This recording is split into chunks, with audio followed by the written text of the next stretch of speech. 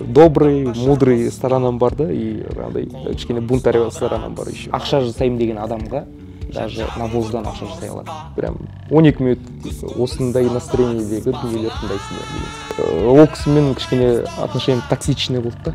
Өмірде болған оқиға, потому что сол өлеңді мен әйеліме жазғам, женушкама. Всем привет, это редакторка Степи Аяна и Аршат. Сегодня мы будем разговаривать о недавно вышедшем альбоме Аршата «Зде». И самый первый вопрос, почему так называется альбом? «Зде». Басында кіріспе бар, интро.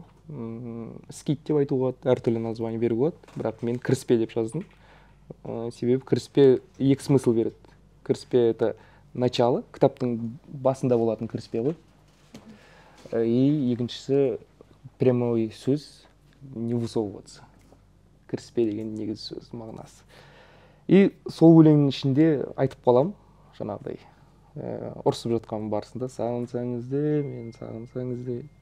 И сол өлең мені біраз қинап жүрді, сөз қинап жүрді. И содан басталып кетті, сағынсаңызды деген мен басталады. И именно ізде деп, сағынсаңызды деп жазуға болар еді альбомды. Бірақ альбомның атағандай қысқа болғанын қалаймын да, түнде деген сияқты. Екі слоктан тұратын, потому что адамның ойында қалып қояды. Негізінде оны мен емес, Цой айтқан. Сондай. Всегда бірдеңенің атын ойластырған кезде екі слоктан тұратын, максимум 3 слоктан тұратын сөз табуға тырысам, чтобы адам ойына быстро кіру үшін. Ойында есінде қалып қою үшін. Плюс к этому еще альбом созылып кетті. 1 жыл жүрдім. И адамдар қашан деп сұрап жүргеннен, типа, ізде, поищите, қарап қойыңдар, мүмкін шыққан шығар деп сөйтіп алдап жүрдім. На самом деле өзім свидетельницын істей алмай, ұзақ созып қалдым.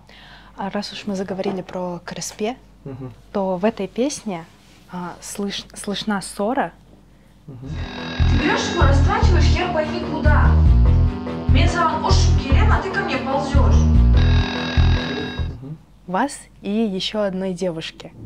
Пока что просто без мелодии в кіріспе. Можете рассказать, что это была за ссора, когда она произошла? Это реальная или записанная? В альбоме она записанная. Негізінде в оригинале өмірде болған оқиға. 2018-дің аяғым екен, где-то 19-дің басым екен, Төбенің студиясында, холлында жазылған запись. Просто ол кісімен кішкене отношением токсичный болды да. Сол кісімен. Атын айтпай қойын. И ондай өлең шығарам, болашақта осы бір өлеңге қосам деген ондай цель болған жоқ. Жай сол кісінің өзіне көрсеткім келді потом. Өзі басылып, орнына түскеннен кейін тыңдап көрші, типа, как она звучит деген сияқты, сыртынан. Андай кішкене противный да, өлең тыңдап отқан кезде андай, блин, көп адамдар айтады, блин. И өлеңде негізінде альбомда бірге тұру керек еді. Ссора бол деп өлеңге кіріп кету керек еді. Я разделил, чтобы андай каждый раз адам андай жаман энергия алып қалмас үшін. Типа, ана 1 минуттық айқай тыңдау керек, чтобы сағынсаңызды деген өлеңді тыңдау үшін деген сияқты. Сөйтіп бөліп тастадым. И вот өмірде болған, сіздің сұрағыңызға айтып келейін. Өмірде болған оқиға, бірақ Қазақстан Конституциясында заң бар. Біреудің аудио, видео, фото бейнесін рұқсатсыз алуға болмайды деп. Өзім рұқсат сұрап көрдім. Жоқ деп айтты. Мен даусымның өйтіп шыққан қаламайын деп. Окей, хорошо. Сөйтіп Мәскеуде оқытқан, бірге оқыған подружкам, актриса Мехрибанум деген қыз, екеуміз сол қызбен перезаписали. Даже несмотря на то, что перезаписали, потом эта девушка, она не написала, зачем ты это сделал? Жоқ, даже ол қыз айтты, могу, типа, өзім қайттан перезаписать, деді. По секрету айтайын. По секрету бәрін түсіп өзім перезаписать ете аламын дедім. Ну, примерно түсініп тұрмын, уже она сейчас уже мудрая. Сейчас келеді да, типа, Аршат, зачем ты включаешь диктофон? Типа, уже басқа подача болады да. А мына оригиналда, типа, шырылдап тұр ғой, типа, неге сен мені жындандырып тұрсың деген сияқты. Бір-біріміз түсінбей жатырық қой. Ол жерде кто прав, кто не прав деген жоқ. Просто бір-бірімізге коннект болмай жатыр. бір бірімізбен. И вот керек емес дедім перезаписать. Жоқ, мен именно сол подачамен жазатын адамды тауып аламын, солай шығарамын дедім. Себебі өте күшті альбомның прям альбомға заход қой. Прям 12 минут қазір осындай, типа, осындай настроениедегі дүниелер тыңдайсыңдар деген сияқты. А все песни из альбома это, скажем так, послевкусие вот этого КРСП, или все-таки они в каком-то порядке идут? В каком-то порядке обязательно. Жаңағыдай сіз неңізді оқыдым. Рецензия ма бұл не болады? Обзор. Ага. И реально мен оны әдейі өйтіп ойластырған жоқпын, жаңағыдай принятие деп жаңағыдай неге бөлген жоқпын да, но ближе к этому. Сондай жаңағыдай ашулану, кішкене қайтадан, ну, жүрек соғысы сияқты ғой. Жүрек соғып бір төмен, бір жоғары тұрады ғой. Именно этот альбомда андай бір не жоқ, бір линия жоқ. То көтереді, то түсіреді, сені бір американская горка сияқты. Вот сондай ойластырылып жазылған. Но прям изначально мен осындай там 6 өлең болады, немесе 5 өлең болады, бір интросы болады деп өйтіп ойластырған жоқ. Өзі прям ағыспен өзі солай өрнек сурет салып кетті ғой. А вы можете сказать, в какие годы были написаны эти песни? Насколько я поняла, они у вас все-таки в разное время писались? 19-да вот сағынсаңыздені бастадым. И вот 23-тің соңында последний куплеті бар, сол қосылды. Потом жылдамдық вообще 2020-да ма екен, 21-де ма екен бізге Япониядан бір кісі қонаққа келді. Японияда біз қазақский культураның выставкасын жасаймыз деп. И кочевниктер туралы бір өлең жазып бере аласыз ба деген ұсыныспен келді. И жылдамдықты жазып берген. Это второй трек из альбома. Но именно ол заказда текст басқаша. Мы там про кочевники, бешбармақ, сондай қостық та. Но потом именно подача ұнап қалды да өзіме. И я, короче, текст кішкене өзгертемін да, басқаша қылып шығарамын деп. И альбомда басқаша текстпен қосып жібердім. Так, жылдамдықтан кейін қора. Қора кішкене нервный. Қора қалай айтса болады қораны. Жаңағы ол жерде фит қой Дәумен. И Дәудің күшті бір тексті бар да. Орам ақшалар, қорамдағы бақшада алам дейтін адам бар, қиып сатып тапшамал дейді. Орам ақшалар, қорамдағы бақшада алам дейтін адам бар, қиып сатып тапшамал. Түсіндіріп өтейін. Біз ауыл болғандықтан бізде ауылда даже навоз ғой, навоздан ақша табады да адамдар. Жаңағы қорада жиналып қалады, оны қиятта, его можно бөліп, кептіріп, чтоб жағу үшін. И ақша жасаймын деген адамға даже навоздан ақша жасай алады деген сияқты негізінде тыққанбыз қораның ішінде. Так, қорадан кейін 3-4, жоқ, қора 4 екен ғой. Солай. Аха, жоқ, шаршаған кезде вот реально менің именно 23-тегі негізінде ол вообще 2017-те жазылып бастаған өлең. А именно 23-те менің реально здесь сейчас состоянием болды. И шаршаған кездеден солайға көштік. Солаймен как будто вот примирение деймін ма? Қалай болады? Для меня примирение ол сізде депрессия деп жазып қойыпсыз. Солайда мен өзім қабылдаған сияқты. Но сіз де правсыз, мен де прав. И, наверное, сіз жазып жатқан кезде өзіңіз түсінгеніңізді жаздыңыз ғой. И сіздің депрессияңыз солай звучит, наверное. Если вы хотите послушать Шаршаған Кезде, кстати говоря, в лайве, то посмотрите OU-фест 2023 года. Куанышбек Нургазы вместе с Аршатом исполняли эту песню. И там был ужас. Там был менің профессионал емесім екені көрініп қалды. Қосып кетейін альбомнан тыс. Не үшін профессионал емес екенім көрініп қалды. Ол жақта мен энергетика, жаңағыдай драйв қалдырам деп не рассчитал голос.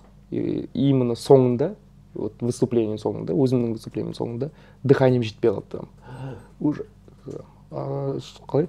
амалсыз қалып қолдарайын, прям уже дыханием жетпей жатыр да. И өзім түсініп қалдым, так, это не профессионализм. Ақыры сахнаға шыққаннан кейін я должен өзімнің голосымды рассчитать. Так, мынаған да жететін қылып, мынаған да 3 трекке де әдемі жететіндей қылып. Сондықтан да қоюды қараңыздар. Менің чуть-чуть қателіктерім бар. И оны білем. И онымен жұмыс жасаймын. Можно ли сказать, что вы уже нашли свое звучание как артист? Нет. И я стараюсь, чтобы не находить это. Не знаю пока, что это правильно или неправильно, но андай ғой күшті сөз бар, найти невозможно, искать необходимо. Если я найду, и мен жабысып қаламын да оған, все. Но мен, и каждый раз у меня бір жаңа өлеңдер шыға берсе де, ну типа мотив, подача, почерк тот, просто тексты меняются. Я так не хочу. Каждый раз мен өзіммен ешкіммен жарыспаймын, басқа артистермен. Мен өзіммен жарысқым келеді.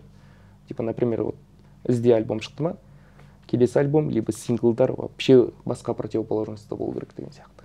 Менде өзімде сондай принцип. И мен өзім звучаниемді никогда таппаймын деп ойлаймын. А как вы сами для себя, скажем так, определяете себя не к жанру, а вот как позиционирование? Я артист, который транслирует свою реальность деп айтайын. Өзімнің қазіргі кезінде. Например, вот 2018-дегі альбом, ол 2018-дегі Аршаттың ойы, по тексту ойы, музыкальность жағынан сол кездегі менің опытым. Одан кейін 21 бар, там вообще басқамын. Мне 23, ол жақта мүлдем басқамын. И каждый раз это көрсетеді адамның өсіп келе жатқан, немесе өшіп келе жатқан. Самый главный, ортада тұрып қалмау керек. Вот бір нәрсені ұстап, андай көп қазір Қазақстанда әншілер бар ғой, типа дилер әншілер. Но ничего не пропагандирую. Дилер әншілер дегенде, типа наркотикті, типа ән ретінде қабылдасақ, типа береді. Бір аптадан кейін адам жалыққаннан кейін, дәл сондайдың басқа түрін береді. И ол дилер әншілерді, мен дилер әнші болғым келмейді. Мен басқа, типа, тыңдаған кезде не күтетінін білмеу керек қой, тыңдарман. Адам білмеу керек, так, Аршат ән шығарды, так. Жақсы болсын, жаман болсын, тыңдап көрейін. Осы жолы не айтты екен деген сияқты. Вот сондай артист болғым келеді. И білмеймін. Уақыт көрсетеді. Алда. Тут, наверное, будет немного интересный мне вопрос. А нам ждать фит с Аро? Потому что я знаю, что вы с ним дружите. Да. И с какой-нибудь, например, женской казахской артисткой. Да. Аромен бар. И Назия. Нейша from Aisha. Ол кісімен сағымның ба деген өлең жазып отырық. И там ол қыз қазақша айтады ол жақта. Потом Зеңгір. Тоже жаңадан шығып жатқан, тоже жаңадан бастайын деп жатқан артистка дейік. И Аро мен Алматым. Песня про Алмату, это отдельная история. Вообще ужас соның историясы. Бірақ осы жылы Алматыны шығарамыз Аромен. А можно нам хотя бы спойлер небольшой какой-нибудь из этой песни? Например, вот Алматым вы сказали. Мне кажется, зрителям будет интересно про Алматым чуть-чуть услышать. Именно аранжировку? Аранжировку или текст? Текст, наверное, Алматы. Про Алмату ол жақта айтып кетейін. Текстін жазған Мариям Қосылған деген қыз. Осы Алматының қызы. Наверное, көбісі білетін шығар. Бірде теуіп, бірде тартар өзіне, ол қаладан кет алмайсың безіне. Күлдері бап жас толтырары көзіңе, қобылмалы Алматым деген өлең ғой. Негізінде до меня көп адамдар салып жіберді. Ол өлеңді кавер қылып, былай да қылып, еще алдында көріп қалдым. Құбылмалы Жаңаөзен, все уже Құбылмалы Қостанай деп жан-жақтан адамдар өзінің қаласын айналдырып жатыр екен да. Текст бәрі сол Мариям тексті, мотив сол мен жазған мотив, но именно Алматым деген жерге там Құбылмалы Жезқазған, Құбылмалы Астана, но именно ол жақта текст Алматыға арналған текст. Прям Алматының картинасы. Мариям, сен мощсың. Мариям вообще топ. прям мен таңғалатыным, Алматыда туылған қыз, Алматыда жүрген қыз, как Алматының сондай шындығын қалай айта алады деймін да. Басында оқыған кезде мен ойладым, приезжий бір келген адамның тексті шығар деп ше. Сөйтсем, прям Алматының коренной қызы. И сондай шынайы, сондай прям Алматының бейнесін көрсететін текст жазып тұрған, это мощно. Да, сіз сияқты отырайын ба? Вообще етігім көрініп қалмады. С Шизой когда? Ой, вот білмеймін. Шизамен біз бастаған жоқ, біз просто жай кездесіп жүрген кезде, жаңағыдай бір тусаларда көрген кезде өзі айтып қалды. Маған құмсақ атым деген өлең ұнайды. Давай екінші түрін шығарып көрейікші. И мен де жаңып кеттім, давай шығарайық, почему нет? Потому что өзіме де құмсақ атым ұнайды, потому что сол өлеңді мен әйеліме жазғам. Жонышкама, келіншегіме. И это, наверное, ең ұзақ өлеңім, мен жазған өлеңдердің ішіндегі, потому что ол жақта там так 4 куплет, там 2 отдельный қайырма и бір бридж бар. И ұзақ тексттер дейтін, прям ұзақ. Но каждый текст прям жанымнан шыққан, прям өзіме ыстық тексттер. Как хорошо я попала с Шизой. Я абсолютно нечаянно сказала. Я сейчас скажу еще 91. Не скажете, что... 91 фит? Нет. 91 фит, наверное, не знаю. Мен Закпен хочу. Зак, он хорош. Прям Зак монстр ғой. Бірге таныс емеспін, но былай өлеңдерін, тексттерін кейде қарап тұрам, мықты, прям ұялмай мақтанатындай прям.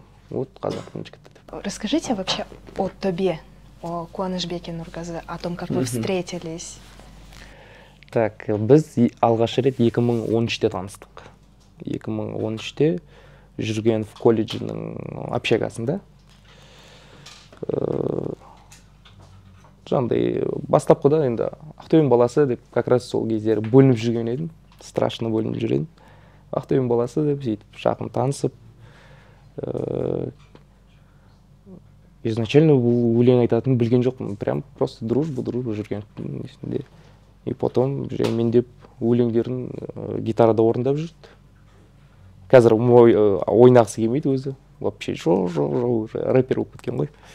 Негізінде күшті гитарада әндері бар өзінің. Әдемі, күшті атмосферасы бар, өлеңдері бар. Кука текст мощный. Куканың текстері кейде балдарға да жаңағыдай түсіндіре алмай қоямын да, блин, қандай күшті. Андай бір тексті бар да, неге сенің үстің таза, аузың кір дейді. Блин, андай игра словтары мощный да Куканың, Қуанышбектің. Дәл сонда еще Тахауи деген жігіт бар Күтөбеде. Тоже ол кісінің подачасы ешкімге ұқсамайтын, тексттері, энергетикасы. Тахауи, Ержан Бүркіт. Дәу негізінде лирик өзі. Жаңағыдай махаббат әндеріне, жаңағыдай іште көбелек жүреді дейді ғой. Сондай әндерге Дәудің жаңағыдай өзінің табиғи вокалы бәрі әдемі келеді. Жанна бар, аяқ асты. Жаннаның вокалы. Негізінде Жанна актриса ретінде өте мықты профессионал. Бірақ при этом еще өлеңде айтып тұрады. Жалпы төбеде, айтып өтейін, төбеде ешқандай лидер жоқ. Мне кажется, что каждый бір лидер да төбеде. Из-за этого біз лейбл емес, андай творческий одақ болып өзімізді позиционировать етеміз. Қуаныштымын төбенің барына, төбенің жаңағыдай жігіттерінің, қыздарының ешкімге ұқсамай, әрқайсының өзінің бір почеркісі, әрқайсының өзінің бір подачасы барына искренне қуаныштымын. И прям 1000%-ке сенем, что каждый болашақта бір өздерінің елестеткен, өздерінің қалаған бір орнына отырады деп. вы до этого были театром, насколько я знаю? Нет, төбен емес, біз лаборатория 316 деген независимый труппа болдық.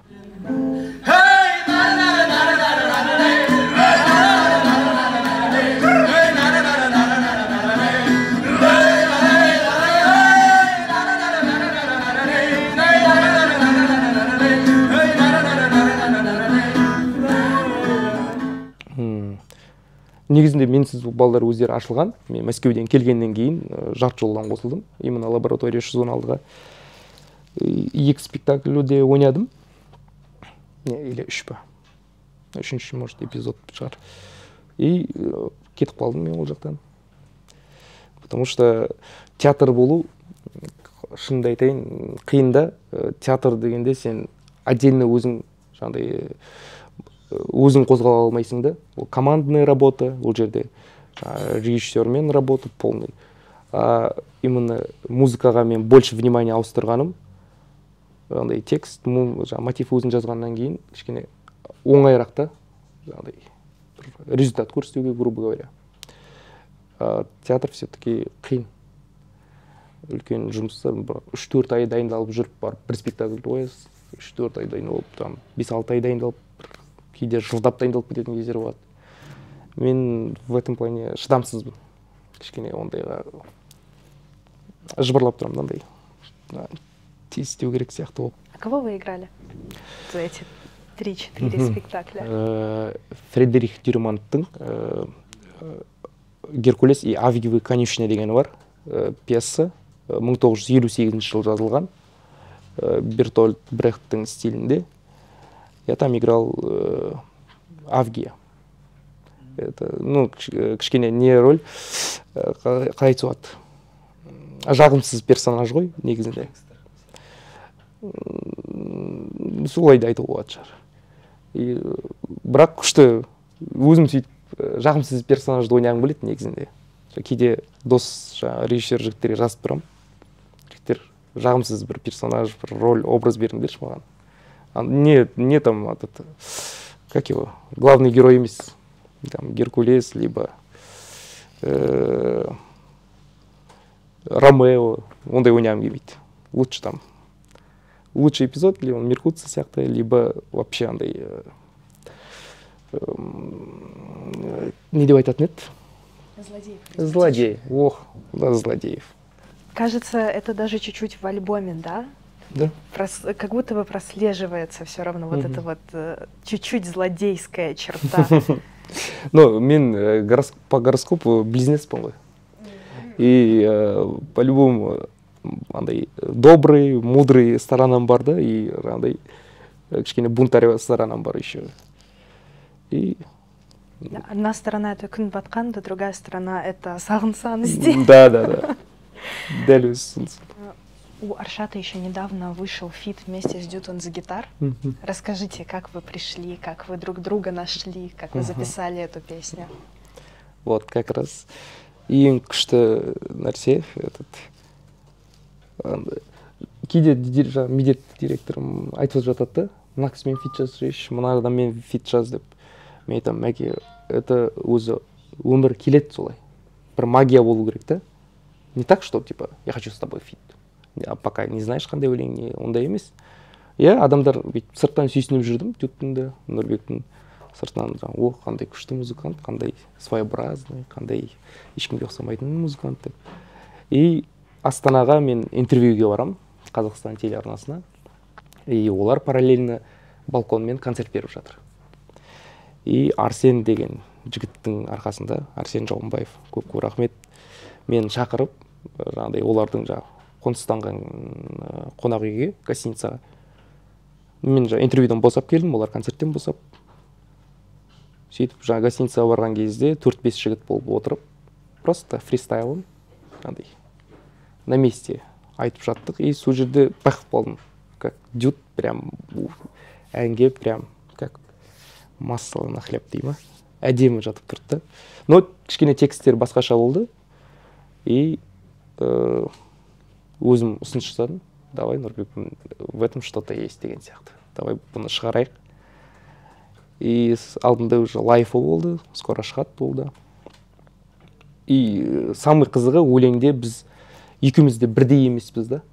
Нұрбектің өзінің подачасы бар, өзінің жаңағы махаббат туралы видениесі бар текстінде. Текст мотив Нұрбек өзінің партын өзі жазды, мен өзім партын өзім жаздым. И менің де махаббат туралы видением басқаша да, екеумізге екі түрлі, но при этом бір жаңағыдай бір куполаның ішінде әдемі жарасып тұр деп ойлаймын. И сол фристайлдан шыққан өлең. Бірақ 2 жылдан кейін барып шығарып тұрық. Фристайл жаңағы 21-де болды ойым. Или оның ар жағында ма екен, уже ұмытып қалыптым. Любимая песня «Дютон за гитарой»? Нұрбектің ба? Sleep. Sleep деген өлең күшті. Ағылшынша бір өлеңі бар. Деп андай өзін жазған. Но соны Google переводпен жаздым деген, это вообще. Бірақ өлең айтып жатқан кезде ондай акцент білінбейді. Бір ағылшын адамы өлең айтып жатқан сияқты. Сондықтан Нұрбек, саған ағылшынша жазу керек бауыр. Срочно ағылшынша оқып, ағылшынша жазу керек Нұрбекке. Нұрбек сияқты жігіттер вообще шетелге шығу керек қой. Прям Қазақстанның формасын киіп алып. Реально, Нұрбек дейтін мощь. Планируете ли клип снимать на что-то из альбома «Зде»?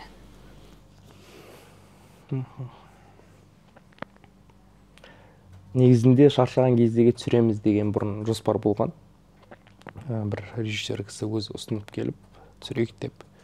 Но потом білмеймін, хабарласпай қалды өздері. Жоқ болып кетті. Атын айтпай қойын. И шынымен шаршаған кездегі бір ограбление сияқты ма, бір сондай сценарий болса, потому что бір асық. Ана өлең жазған кезде мен сразу андай атмосферамен жазуға тырысамын. Бір картина қылып көруге ше, өлең тыңдап отқан кезде, потому что адамның ойы ұшқыр ғой. Любой әннен біз өзіміз картина құрай аламыз миымызда. И альбомда маған шаршаған кездегі прям больше картина береді көзіме. Басқа өлеңдерге, честно, ойланбаппын. Может, жылдамдық. Жылдамдықта тоже что-то есть. Сағынсаң ізде? Нет, сағынсаң ізде я просто оны шығарып, 23-те қалдырып кету үшін шығардым. Но нет, клип емес. Какой песней в альбоме вы больше всего гордитесь? Іздеде ма? Ізде. Солай, наверное. Амалсыз қалып құлдырайын, түсінер мені құрғырай кім, амандасам да жақтыр. Солай, прикольно. Она самая родная, больше всего эмоций передает. Бір шама ұстап жүрген, жылдар бойы ұстап жүрген менің ренж агрессиямның ерткен өлең деп айтайын. По тексту да там айтамын, түсінер мені құрғырай кім там. И подачам менде сезіліп тұр. И как будто для меня сол өлеңді айтқаннан кейін прям артымнан бір жүк түскендей болды. Бір жеңілдеп қалғандай ощущение болдым да. И өзі қысқа өлең, 1 минуттық. Но сол 1 минут мне было достаточно. Терапия была? Да. Ну, өзіме терапия. Но басқаларға терапия ма, терапия емес, білмедім. Думаю, для других людей как раз-таки сағынсаң ізде было терапией, чтобы прокричаться. Какие планы в целом на 2024 год? Готовите что-то новое, да, помимо фитов? Ну, помимо фитов мен 3 өзім синглым шығады, жеке. Уже біреуі готовы. Ұшам деген өлең еді. Фитсаро. С Шизой? Шизой. Заком вы знаете оған? Жоқ, Закты білмеймін. Бұл кісілермен мен уже келісіп алғанмын ғой. Закпен әлі таныспадым. Так, Назия, Зенгер, Кайлрух есть. С Кайлрухом? Да. С Кайлрухом 2 треки. Так, өзімнің бар. Кукамен бір фильмге саундтрек жаздық. Кукамен шығады, Қуанышбекпен. Шетелде түсіріп келген Ильяс Жапаровтың фильмі. Өзі Америкада түсіріп келді. Сериал болады. Осындай И мен бірінші опытым, когда фильмді шықпай тұрып қарап, и осыған қандай ощущение беріп тұр саған деп, и потом жазғаным. Единственный бірінші опытым. Дуэт сценарий емес, мен бірінші сериясын қарадым. Чтоб түсіну үшін. Дуэтво просто жазған өлеңдерімді алатын да кинолар. В этот раз алдын ала көрсетті маған Ильяс. И соған Кука екеуміз жаңа өлең шығардық. Тоже в этот год. Хотели бы с кем-нибудь из зарубежных? Стромае мен. Стромае? Стромае. Он хорош. Ну, если прям андай кете берсек, тоже Кендрик бар. Тоже бір қиял әртістерден. Эйсап Роки, ну, не шығар, уже мейнстрим болып кетті. Просто не үшін Кендрикті олай айтпай тұрып, Кендрик тоже каждый раз андай Стромаеды, Кендриктен де білмейсің да каждый раз, что ожидать. Типа, осы жол қандай тамақ беретінін білмейсің да ол. И в этом плане как... Вот артист қой, артист. Как артист ретінде қарасақ, вот Кендриктарда, Стромаеларда даже бие несуразный болса да, олар андай бір жарасып тұрады да, андай өздері как будто солай дайындалған сияқты, да? Или реально как будто солай дайындалды. Стромае, кстати, в некоторых своих клипах танцует. Она бір рак туралы айтатын несі бар ғой. Не знаю, это танец или не пластика деп айтайық. Физический театр деп айтайық. Но это сіз айтып тұрған, наверное, тусламаймыз, да? Еще бір жағынан ода бой бар да. Қол ұзын, там бойы и қандай қылық жасамасын бір реально физический театрный эффектісін береді да, именно Стромае. Молодец, кстати, білесіз ба, 2016-да ма, оны MTV Music Awards'қа шақырады. Бірақ единственный просьба, чтобы он ағылшынша өлең айту керек.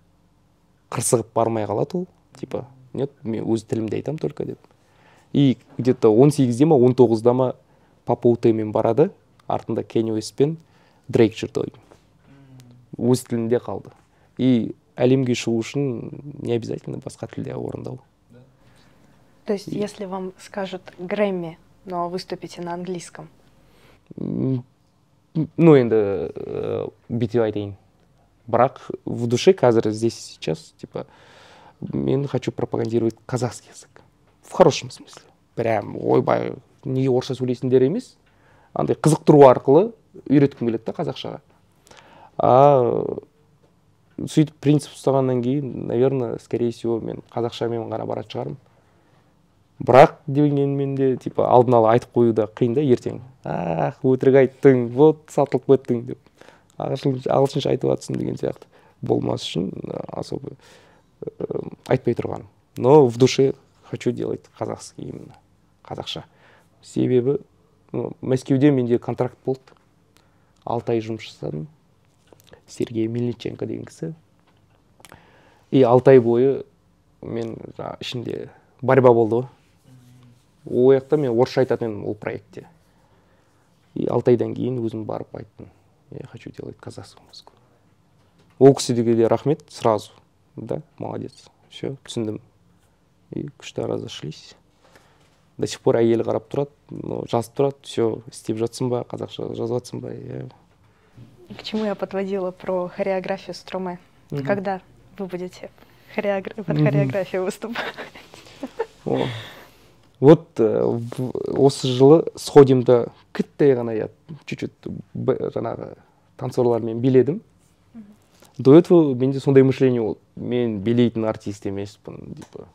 Мен тек өлең айтып кетемін. Но кішігірім андай биді бітіп қойғанды ұнатпаймын да. Бүкіл адам бітіп, оңға 2 шаг, либо алға 4 шаг деген сияқты. Олай, білмеймін, мен как артист қарап тұрмын да. Стромае сияқты клип болып, либо Стромае сияқты бір выступлениелер болып, жаңағыдай би сол жерге необходимо болатын болса, билеймін. Но мен вообще бар клубқа, тойға барған кезде никогда көп билей бермейтін адам. Ұялшақпын, страшно ұялшақпын, потому что менің пластикам ужасын сияқты. Сұрақ бәрі болды ма уже? Да. О, күшті. Да. Мы час разговаривали. Да. Спасибо за разговор. Как бы вы хотели, чтобы это видео закончилось? Мотивационный бітсін. Давайте осы 2024 жылды өзімізге көңіл бөліп, өзімізді шыңдап, өзімізді жақсы көріп үйренейік. Слушайте новый альбом Аршата у нас в телеграм-канале. Как всегда, выйдет ссылка. Все, всем пока. Пока-пока. Добрый, мудрый сторонам бар да, и андай кішкене бунтарь сторонам бар еще. Ақша жасаймын деген адамға даже навоздан ақша жасай алады. Прям 12 минут осындай настроениедегі дүниелер тыңдайсыңдар. Ол кісімен кішкене отношением токсичный болды да. Өмірде болған оқиға, потому что сол өлеңді мен әйеліме жазғам. Жонышқа ма?